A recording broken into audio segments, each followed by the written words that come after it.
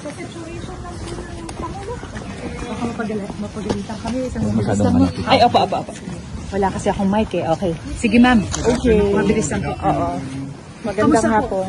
Kamusta po si Presidente? Yes, okay naman siya. Nagkita kami ni former President Rodrigo Duterte sa loob. Nandoon pa rin siya sa loob ng hospital. So, hindi pa siguro siya all clear.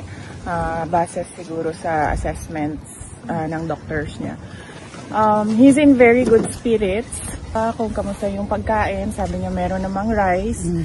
And then, tinanong ko siya kung paano yung ulam. Sabi niya, half-half daw. So, hindi ko alam kung ano yung ibig sabihin ng half-half. Pasok ako doon, pinapauwi na niya talaga ako.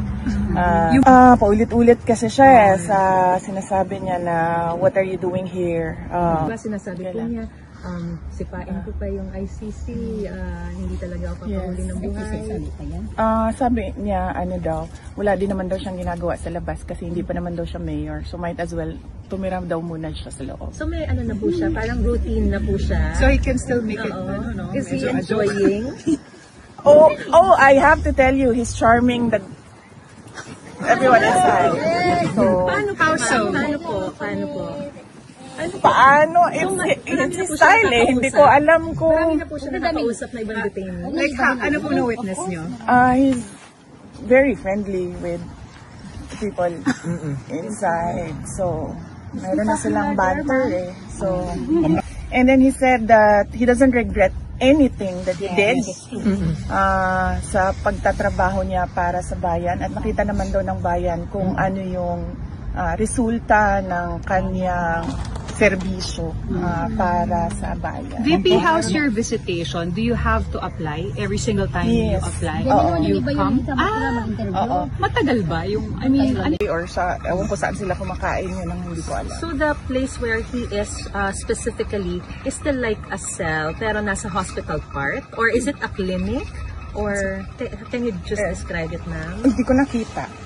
Ang kanyang pero yung sinabi po niya quarters. sa inyo na parang clinic part po ba yun? Hospital part? Or yung pinakikita po sa ICC website na cell ng bawat detainee?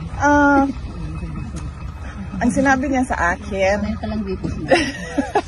ang sinabi niya sa akin, para akong nasa hotel except that hindi ako